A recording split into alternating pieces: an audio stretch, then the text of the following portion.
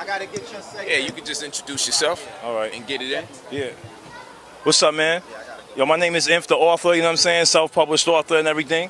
I'm here with my brother Polite. Had to give him a shout out, you know what I mean? Because, you know, you might want to get his books about tax liens, tax deeds, because at the end of the day, man, that information is good to be spiritual, but if you can't feed your family, if you don't know about financial awareness, if you're not built to run your own business, if you're not making your asset an asset and making your wife the queen that she's supposed to be and having her function with you as a proper business, then what are you doing, big bro? So yeah, man, shout out to Polite. I'm Inf, the author. My website is www.inftheauthor.com. Come shout me out and get your copy of the book.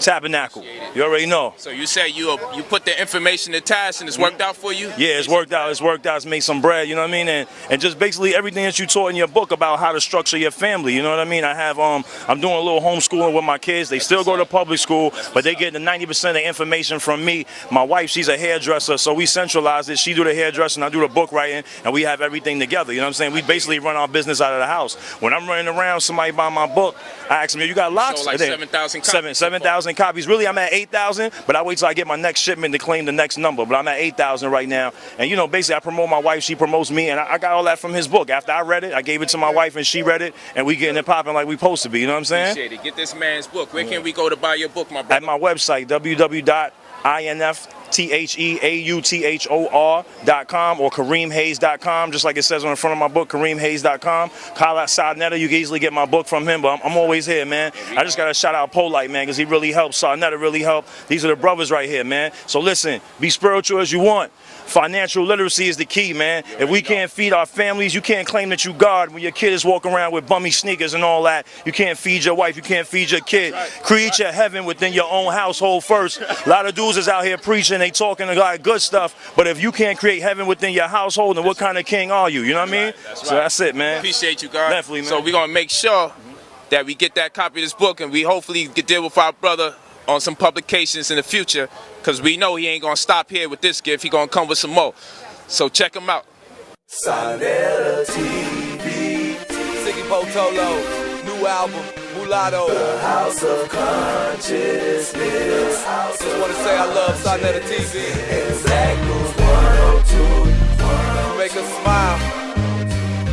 Sarnetta Studio. You make us proud. Rising. That ain't okay. Got me channeling my inner pocket. All 3 channels on and it don't stop every day. On my cell, on my laptop. My aunt Mary, I'm in Rob. Stephen Ray. Squad up, scholars don't play. It's all family, don't hate the debates. Or brother Polite, or brother Divine, or brother Reggie, or boy Mastermind, or Dr. Ali, who way ahead of his time. Or who's your favorite? Dr. Ben is mine. A red, blue pill and Infidisi Stone. You know I'm tuned in when General Seti is on. There's way too many names for this one song. As we all come together, we are living forever. Brother Khaled is here, Dr. Clark ain't gone. House of Consciousness, I never put us on. Sarnetta TV is what's poppin'. The House of Consciousness ain't stopping. And Black News 102 is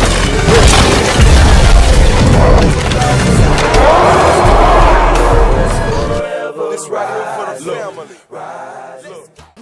What I'm going to say to you, brother, listen to me. You might be in over your head right now because you're dealing with a brother who has been dealing with this science for years. This is our elder. And the brother had made a statement, and I'm guarantee you he's going to back up what he say right now. He said that that Islam was here before Prophet Muhammad. So I'm going to ask the brother to demonstrate and to prove his facts when he make these statements. He can't be just saying that. He got to prove it. So my brother, was Islam here? You laughing. Keep laughing. Was Islam here before Prophet Muhammad, brother? Yes. Show us. Show and prove. It was. First of all, when you read the Quran, in the Quran it states, I have given thee Muhammad an Arabic-speaking Quran for an Arabic-speaking people, which designates or separates those who didn't speak Arabic from those who spoke Arabic. So Islam has always been, Islam is the natural science and order of all things in the universe. It is not a new religion. It is not a new fad. The Arab did not institute it. When you go into the history of Muhammad and the Sahabas, and you speak about Bilal, the history of Bilal lets you know that Islam had to be here before the Prophet, because where did Bilal get the Islam from? And he was an Ethiopian slave. He came out of Abyssinia. Where did he get Islam from? He had never met the Prophet when he was saying what he was saying. It's his idea. It's his job. He instituted calling the Adhan, not the Prophet. That was Bilal's doing. You understand? Yes, sir. So what I'm saying is, it's not a long drawn out thing. Islam has always been. It will always be. Submission to the will of the Creator has always been. Whatever name you choose to call your Creator, everything in nature has always submitted to that. The trees do what they do, the bees do what they do, the bugs do what they do. Everything submits. The planets submit. The rotation of the planets around the sun. Everything submits to the will of the Creator. That's Islam. All this Arabism thing that y'all are attributing to it, trying to say that the Arab is this. The Arab ain't got nothing to do with Islam except he gonna follow like everybody else, or his ass gonna be in the same position. It's as simple as that. When you read Bilal's history, you'll see that Islam was here before Prophet Muhammad sallallahu alaihi wasallam. Now, like I told my brother Shabazz, he's our elder, so we're gonna have to deal with him and put him down slowly. That's what we're gonna have to do. By all means. I love Shabazz, By all means. but I tell him, I like it that way. I tell you, I like it that way. That's when it works out best. Okay? So, first thing we gotta do is tell our elder, he gotta let that Islam stuff go. Gotta let it go. Because for one, Prophet Muhammad himself was never called a Muslim. If he was, we'll ask you for any kind of recordation of proof. We'll not only ask you, we'll ask any Muslim in the Muslim world if Prophet Muhammad was ever called a Muslim during the time in which he thrived or existed. We won't see any proof. That's one. Or if you want to say mu'minun or mu'minati, we're going to ask you for either one of the two. Okay? Show me a point in time where, okay, which means to be the faithful, right? Or the faithful men or the faithful women. We want to know, why can't we find any documentation of anybody called a Muslim during the time the Muslims purportedly existed? That's one. Two, Islam couldn't possibly pre-exist your Prophet Muhammad, on account to the fact that you have something called fitra, right? And if we know what fitra is, that's something we accredit people who probably have good hearts, good intentions, right? From the time they born, but wasn't on the Islamic path. That's two.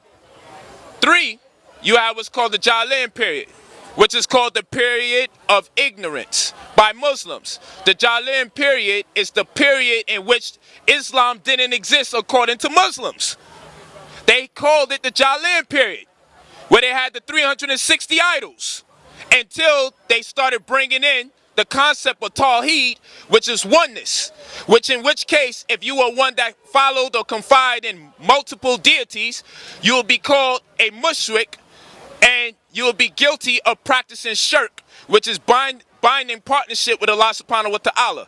So what I'm saying is this: it sounds good to the American Negro who gets put on by pale Arab converts and then re-indoctrinated by black people trying to liberate us, which is where he falls in. He falls in with the brothers and sisters in a black power movement who use Islam as a catalyst to bring us up. That's where Brother Shabazz comes in. Great intentions, right? Fitra, great intentions, right? However, you're making a mistake when you try to get us to conform or subscribe to the idea that Islam pre-existed Prophet Muhammad. There was no Islam, and we don't want to play semantics, which is to suggest the meaning of the word as opposed to the actual culture. I'm talking about the culture, I'm talking about the religion. I am not talking about what Islam means. So with that in regard, he would have no refutation to everything I just said, unless you could tell me why Muslims qualify the time before Islam as the Jahiliyyah period. Because remember, you got it from them pale Arabs, so you can't turn around and tell them the right thing. First of all, he said we can't play semantics. Yes, Well, you can. no, I'm going by what you said, brother. You can play If we semantics. can't play with semantics, You're then right. all the little words you just quoted to me Little words. are irrelevant. 2, Muslim. He was never called a Muslim. Well, let's see what the word Muslim means. The word Muslim means one of peace. I'm going to give back to you You what must you have gave. missed the whole sentence. No, sir. I have to give you what you gave out, brother. Go ahead, my brother. This is how we eat at the table together. You understand? 2, the Arab was the last one of the individuals in which is called people of the book. Those people over there that were given a book, the Arab was the last one to receive a book. So, prior to him receiving a book, he was in a state of ignorance. That's the Jahiliyyah. No. That's Ummi. Prophet Muhammad could not have been the first one, because when you read the genealogy, he traces it back to Abraham. Abraham traces it back to the prophets before him, and so forth and so Was forth. Prophet Muhammad illiterate? Was Prophet Muhammad illiterate? Yeah. Meaning, what do you mean by illiterate, first of all, so I can understand? Because I know what one says unlettered, the other one says illiterate. Yeah, so I'm asking you, was he Okay, illiterate? could he read? Did he have educational schooling? Not that I know of. No.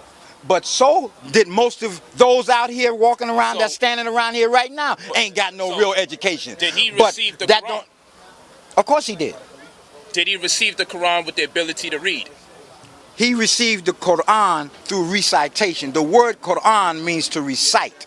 So- It does not mean Shabazz. read. Yes, sir. Who wrote the Quran?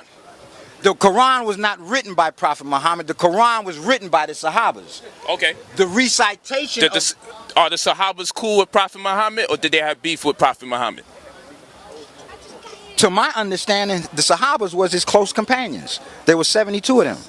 Okay. And of those 72 companions, what they did was they memorized everything that was recited to them from the Prophet and wrote that down. During the Prophet's own time of living, was their Quran written to be read? No. Okay, so now you're telling me that this man, Prophet Muhammad, committed the whole Quran to memory. Yes, sir. And he gave it to 72 people that could read and write. Yes, sir. Now, here's the question. And we're going to try our best not to get spooky. Go ahead. Who transmitted this information to Prophet Muhammad, a man who couldn't read, for him to convey to people that could read, 72 people to write it down? Another man named Jibril, who y'all call an angel. I don't call him no angel. Okay, well. So, another man, Right. Jibril. Right. Or probably Gabriel, right? Whatever you choose to call it. Okay. Pronunciation, go ahead. Okay, and where did he get his information from? Same place all of those prophets got their information from. I don't know. I want you to tell me for the we record. call it Allah. You call it Allah. Yes, sir. Okay. How come people are not doing this stuff today? Like, out of nowhere, having whole books in their head Hold on. that come from God. Check it out. If you go to Al-Azhar University right now, they got children that are 7 and 5 years old that have committed the whole Quran to memory.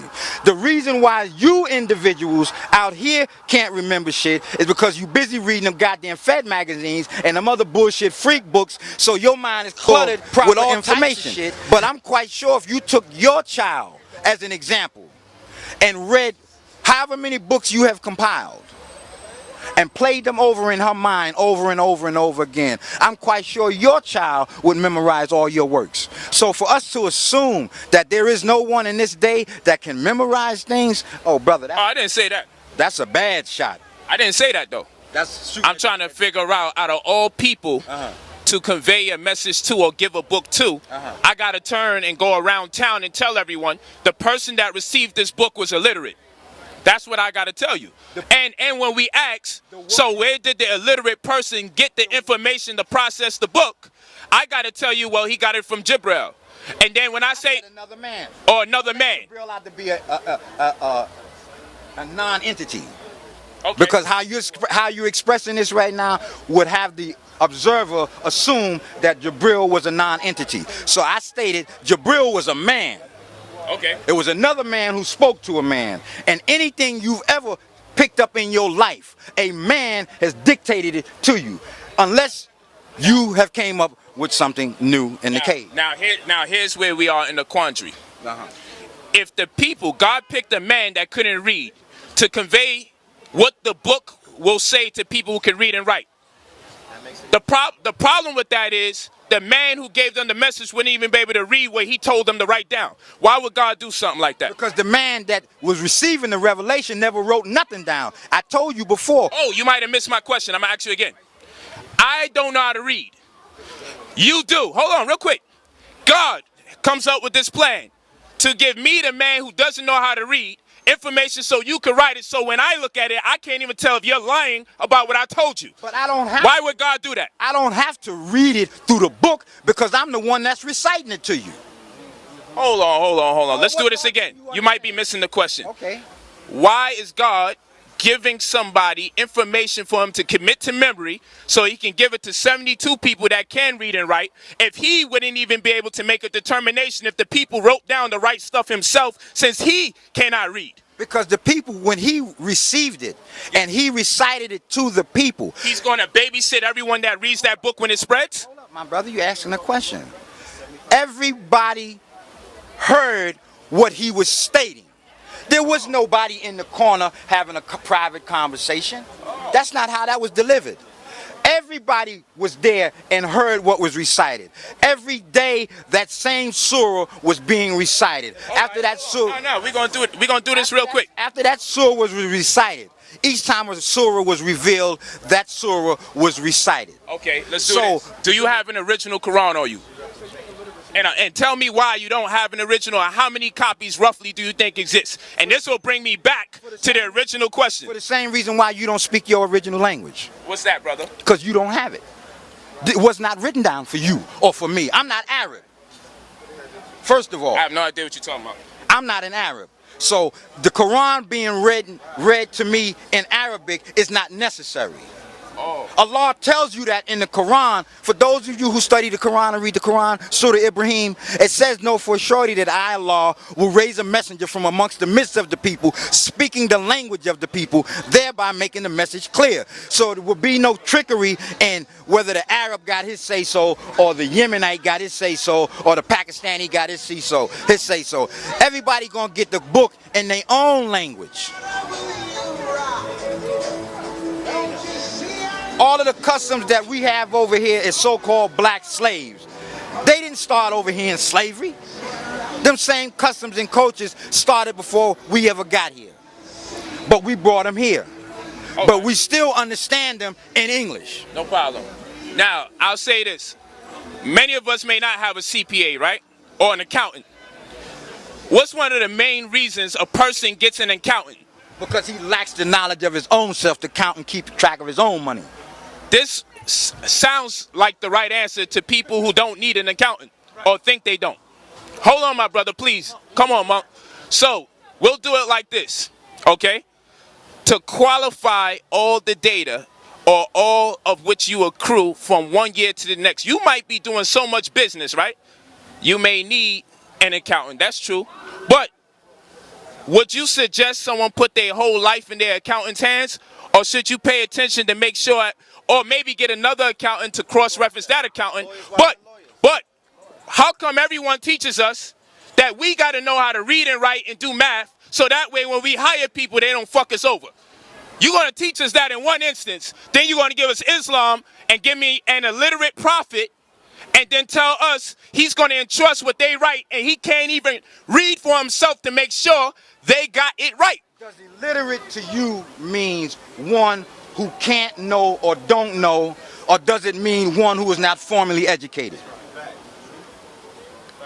Listen, what's the word they use for illiterate in the Quran? I'm asking you the question, brother. Okay, well, in the context of what we're discussing, Oh, no, illiterate is not illiterate. You know why? Because we're having a discussion about Islam. So the word that they're using for illiterate, my brother, because illiterate is not illiterate when we talk about Islam, they use a word for illiterate in the Quran. Now, I'm going to ask anybody, before they say I'm wrong, what is the word they're using in the Quran for illiterate? Now, I'll tell you, huh? No, that's a definition. What is the Arabic word they're using for illiterate when they speak about Prophet Muhammad? Give it to us, brother. This is your conversation. You're at. I know I own this whole conversation. You just here to make me not talk to myself. You don't own the answers. Okay, no problem. Okay. You know the word that we're using in this discussion? Give me the word, brother. Okay, I love you though. So this is what we're gonna do. I'm gonna be humble because he's older. If he was younger, I would have tore his ass up for this part. He'd have been a Lord Merkel waiting to happen. If you was younger, you wouldn't even be. If you was a little younger, I would have tore that ass up for this. Be standing there. But we're gonna go forward because he's my elder. So we're gonna put him down gently like I told you earlier. Right? So now what we're gonna do is this. The word that they're using is ummi, right? It phonetically sounds like mother, right? But ummi means unlettered, which means you're right. However, in an Arabic context, well, tell me what unlettered means in English since you're saying Oh, no. because I can show you how it's a misinterpretation of the Arabic language. So since you're like, oh, tell us what unlettered means so I could correct you after you give me an English definition for unlettered. I just gave you both of them in a synopsis. Both of them words qualify as an individual who had no formal education. That's what that word is dealing with in a nutshell. Okay, well now I'm going to tell you what illiterate or unlettered means in the Arabic language. That's what they translated to in English. Ummi means you're unable to read in the language that the scripture is read in. That's what it means. That's a different definition from illiterate. Ummi means, it doesn't mean Prophet Muhammad couldn't read. He couldn't read in the language that they wrote the damn book in. And what was the language the book was? Hold on, now we're going to make our point again. Since ummi means unable to read in a scripture's language, it doesn't mean he can't read at all. It just means he can't read in a scripture's language. So, out of all the languages that they could have wrote Prophet Muhammad's information in, they wrote it in a language that he couldn't understand. Now, there was a language they could have wrote it in that he understands. But for some reason, they wrote his Quran in a language he couldn't understand. What is the language that the Quran was originally written in?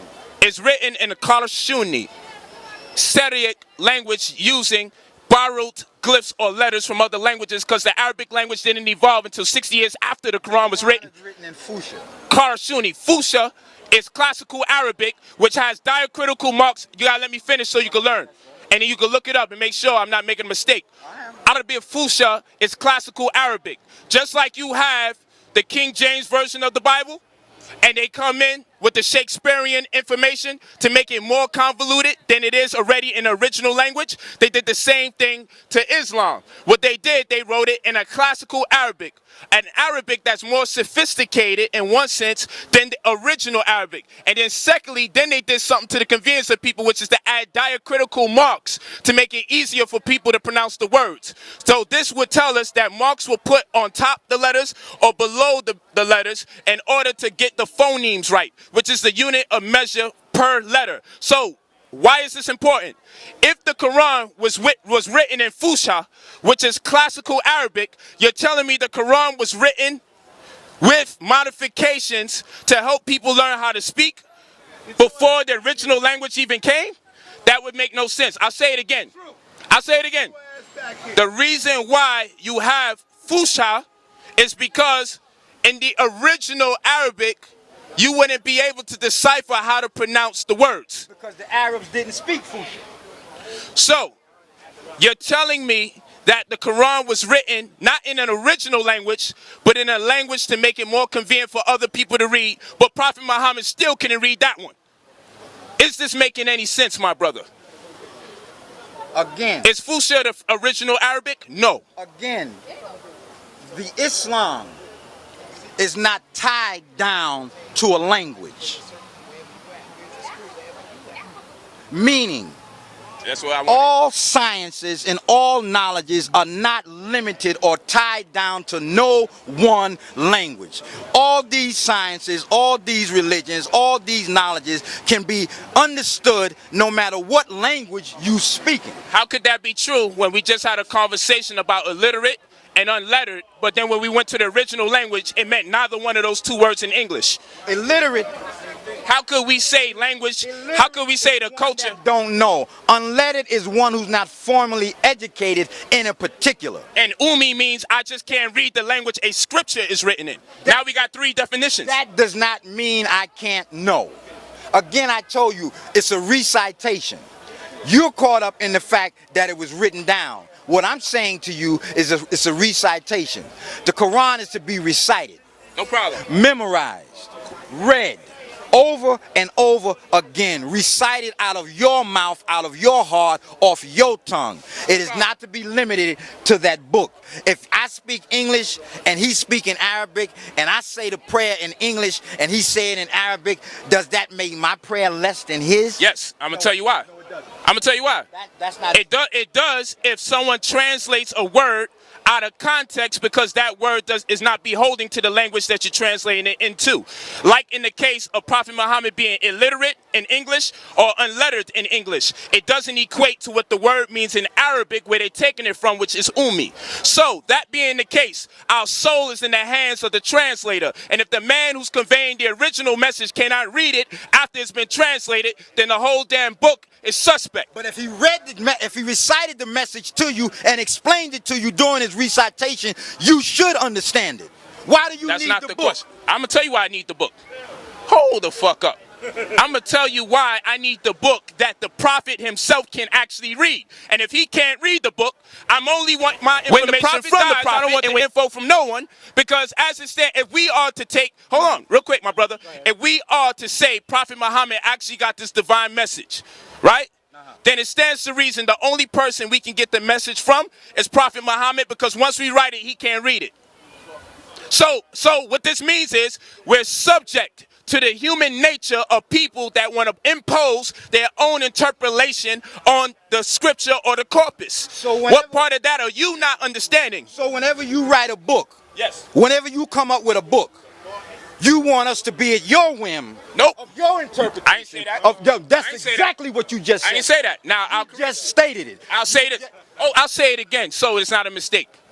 If the man who cannot read is the source of the books that you got to read, if the man who cannot read is the source of the books he can't read, then it stands to reason to go to him and him only. And when he dies, the information dies, because we're subject to the interpolation of the people that can read, knowing the source of the content or the corpus comes from one who couldn't be able to make a distinction from his words on that paper. That's what I said. So I write books. I exist to qualify everything that I've actually written in my books. And when you die, where does that information go? When I die, the information remains circulated. I have trust there and beneficiaries in place to see to it they maintain the integrity of the message of my books, because my books are retitled to my trust and my wife is the beneficiary of the same. That's the answer. And where did you get your information from to write your books? From the edification, me growing up, learning from other people and doing my own personal research, and coming from empirical data when I make field trips. So the other information that you've acquired is someone else's information. I would suppose everything I've learned comes from everybody, or different places, diverse places. That's not the point. The point is God gave somebody information. He committed a whole book to memory out of the fucking nowhere. And then he can't even read. Out of nowhere. Okay. Who said that? Okay, now we're gonna keep it real, Shabazz. We keeping it real, because now we're gonna keep it real. Now you making a All statement right, cool. that I didn't make. Cool. I didn't say you made that statement, so I got no problem with that. I'm asking where is it coming from? I'm gonna tell you where it's coming from. It's coming from me. Now we're gonna keep it real. We don't even fucking know if Prophet Muhammad even existed. I'm going on with the charade just to show you the bullshit within the charade. Okay. But now we're going to go a step further and say we can't even qualify if Prophet Muhammad himself even existed, because we didn't learn nothing about Prophet Muhammad until 200 years after his death. Any document about Prophet Muhammad comes 200 years after his death. Any Quran written in Arabic, Any Quran written in Arabic comes 60 years after the Quran first was written. So we got a Quran that only was written in Arabic, that the Quran speaks about Arabic 60 years after Arabic is actually detailed. Then we have a prophet that is spoken about, but we don't learn about his life until 200 years after his death. Now, how come nobody in real time identified his existence? How come the only paperwork we got on the Prophet Muhammad comes 200 years after his death? How come the only Quran we got written in Arabic comes 60 years after the Quran was written? See, in logic, if a book is speaking about Arabic and Arabic wasn't even made or mentioned until 60 years after the book, I know man put his hands in there. If we know the original Quran was written in Qarshuni, borrowed people's letters because the Arabic language didn't officially evolved, and we didn't even have no diacritical marks in there until Abdul Malik decides to impose diacritical marks. The problem with our religious family out there is they study the scriptures to the best of their ability from wherever they get it. But they don't do a philological perusal. They don't investigate the history of the language and the people of the same. They don't go into the dialect continuum. They don't conduct syntactic analysis. They don't give a fuck about what a gerundival participle is. They don't do all the necessary steps to make sure no one is pulling a charade or bamboozling them. What they do is, all they do, because they want to believe somebody special exists, is go along with it and then start the conversation off from a point where the prophet actually existed. They don't start the conversation off from, if the prophet actually existed, let's work our way backwards and then come forward. And what I mean by working your way backwards, we will suppose that everything they tell us about any religion is true. And what we'll do from the point of that religion's inception, work our way backwards to find out the history of everyone that precedes them. Then we'll come back forward and we'll do a comparative study on these religions in retrospect to the ones that pre-existed them. Only then can we make a legal determination as to if that which is within the confines of the corpus is true or not. You have not done that, I can tell. You just believe, and that's okay. That's all I do is believe. I didn't say that. I didn't say that. Okay. Show me what you or anyone else has produced out here that worked. This is so ridiculous. Because at the end of the day, what you're telling me is that this path that I'm on doesn't work. It's not for the people. It's not helping the people. You're getting the emotional. people are being bamboozled. They're not studied. They've not learned anything. And that's exactly what you just said to me. So now what I'm saying to you is this. Okay, let's do it. I want you as a civilized man That's right. to show me anything you have done or anybody else have done that equals what the Nation of Islam has done. Okay, cool. Now, hold on. That wasn't the question. So I'm going to answer it. Because we went into, it was about Islam. Yes, it was. The whole conversation was about Islam. But that's where I'm coming from. I'm not into no following no Arabs. I'm not into none of that. No problem, brother. You understand? No problem. So, show us where Okay. Islam was here. I'll give him a recap. I'll give him a recap by doing this. Since he wants to speak, it was always here before that. hold on, my brother. And I'm not here to defend nothing in this circus. Let me respond to your question, my brother. By all means. Now, the first thing we have to do. He said Prophet Muhammad was Caucasian.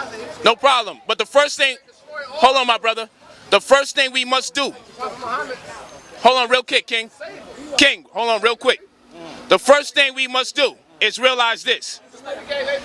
This conversation in bulk was about entrusting the message of someone that purportedly existed, that committed the whole corpus to text from somebody else who was inspired by Allah. And the fact that he could not read that which he had written by people who could read. That was not to tell you that you're on the wrong path. The conversation was more of a scholarly nature. That's what it was about. It wasn't about attacking you. So if you feel like I'm personally attacking you, No, it's not. no, it's clear you are. No. So if you feel like that, no doubt. So I didn't tell you you was on the wrong path, so to speak. What I was qualifying was the statements that you was making pertaining to the context of our conversation. Now what I will do, before I answer your question about show me something that has worked, which is to imply that the Nation of Islam teachings has worked, right?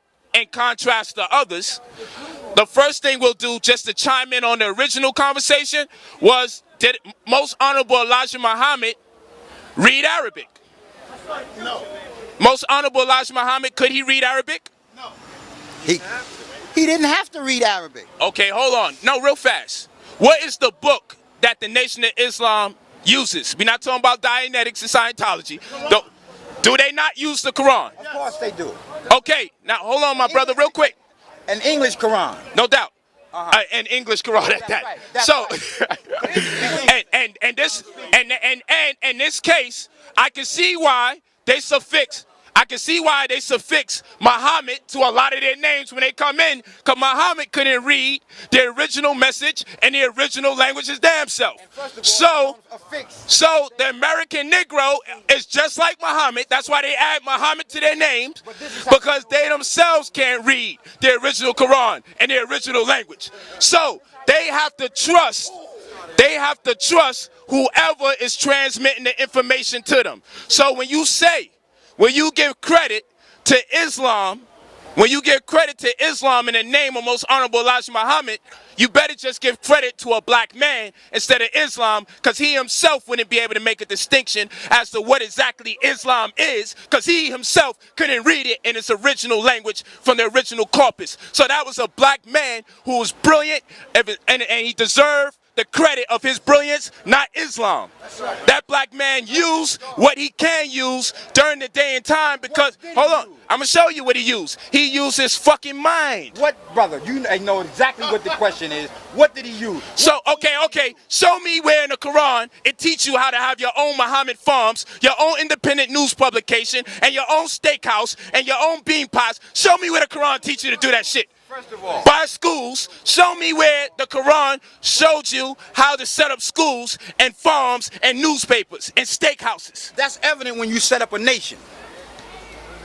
That is Where in the evident Quran is telling us to do when that? you set up a nation. The nation. Why of you Islam can't is give a credit to a black man for his genius instead of giving it to this goddamn cracker's religion? Who's talking about the cracker, brother? I'm talking about the cracker. What you talking about? I'm talking about I Islam. don't know nothing about no. I'm cracker talking about religion. Islam. I don't know nothing about no cracker religion. Most Honorable Elijah Muhammad. I don't know nothing about Okay, no cracker okay, religion. I'm gonna talk to you. You don't? Okay. That's the problem. Because if you knew about the cracker's religion, you would be able to identify it where it seeps into yours. I give you that. You don't know about the cracker's religion. I don't. I give you that. I happen to know about the cracker's religion, so I can tell when he's infiltrated us. So now we are in a quandary. We just realized in order to have this conversation, you have to have knowledge of the cracker's religion, and you have to have knowledge of your own religion so you can compare and contrast. Our brother Shabazz doesn't have no knowledge of the cracker's religion, so he wouldn't be able to identify when it infiltrates his religion. So now we have to omit the rest of his testimony out of this conversation and allow me to only do the speaking. By all means. All right? By all means. You good? So now what we're saying is this. Everybody, Tap out. Don't tap out on him. Don't let him tap you out. the Morris, and we're going to let him down lightly, because if he was younger, we go harder. But we got to respect our elders. We're going to respect you. I'm going to respect you whether you like it or not. That's all right, but until you show me some work that's done that equals I'm that gonna go work, there. we ain't got no. I'm going to go there. Noble Drew Ali, he don't get no props. I never said, brother. I ain't. Okay, you asked me what other than the Nation of Islam has worked for black people. All of that's Islam. That's Hold a on, nation. I'm not stopping. That's Marcus a nation. Garvey? That's a nation. Marcus brother. Garvey? That's a nation. Kwame Ture? That's a nation. Kwame Ture? a nation. Where you Who get coined black the power term? from? That's- Black power. The black man in North America. Stokely Carmichael. Black man here. Are these the same people we talking about? Just making sure. Stokely Carmichael is Kwame Ture. This is a black. Now, Of course. so how can you accredit Islam? Influenced by them So there's multiple schools. It's multiple schools of thought. So but this is a knowledge. This is a nation. Some of us go into these schools of knowledge, and then we go into other one. We was all born Christian, but where did you go next? So we're gonna give. I'm not. No. we were all born Christian foundation. Then most of us, or the majority of us, went into Islam. And then from Islam, we might have went into Pan-Africanism. Then from Pan-Africanism, we went into Kemet. Then we went into metaphysics. Then we went into cultism. Then we get into moral science. So you're seeing the unfolding of God before you. There's all foundation. We all get foundation. If you was not a Christian, debunking Christianity and shining light on Christianity wouldn't even have an impact. You gotta have that. You gotta have a little bit of ignorance for the truth to even do something to you. So we go through phases, Shabazz. We unfold and we develop. We evolve in our scholarship. We are all traveling through the halls of knowledge. Going back to what I was saying, and we become what? The master mason, right? In the search of the philosopher's stone or the stone is missing, the capstone. Monk, let me just. Yo, this is what we saying. Hold on, real fast. I'm gonna give him. Let me close this out real quick. I don't want to lose the thought. Cause you know when Monk go in, he gonna go crazy with it. So yo, salute Monk. So now what I'm saying is this: we like to play this game. Hold on, my brother. I know I'm guessing. Bitch, you guessed it, right? That's the song. So listen, we like to play this game. And the game we like to play is, well, Nat Turner, he used the Bible, right? He was Christian. Well, but they don't say that. They say he used the Bible, right? After that, it goes to hell because you ain't an Israelite, so then they ain't gonna go that far. But that's what we going to go for. So they like to tell you, Harriet Tubman, hold on. We gonna go there. That was the most popular at that time. Yeah, but hold on.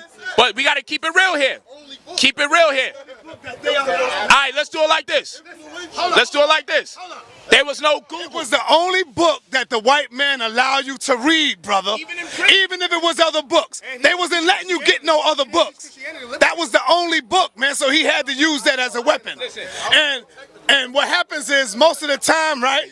Most of the time is that we as elders, and I'm giving my brother love, is that we get stuck into the science. We don't try to get out of that. We don't elevate. We don't try to evolve. You see, we got to take the Honorable Elijah Muhammad teachings and elevate it now. Add on to it. That's right. Shabazz is getting stuck into it. He's not trying to elevate it. That's right. What does the lesson say? Huh? What do the lessons say? The lessons of Elijah Muhammad, lost and found Muslim lesson, it says, who made the Holy Quran or Bible?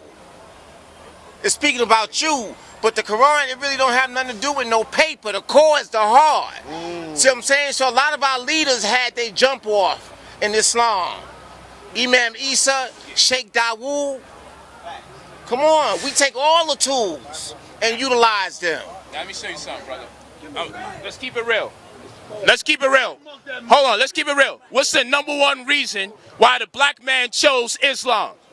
Because the Christians was fucking castrating them, raping them, and hanging them off of fucking crosses. So he would pick anything that looked like it was in opposition to that goddamn Christianity. So let's keep it real. He didn't pick Islam because his heart was in Islam. He picked Islam just to be a rebellious fucking nigga.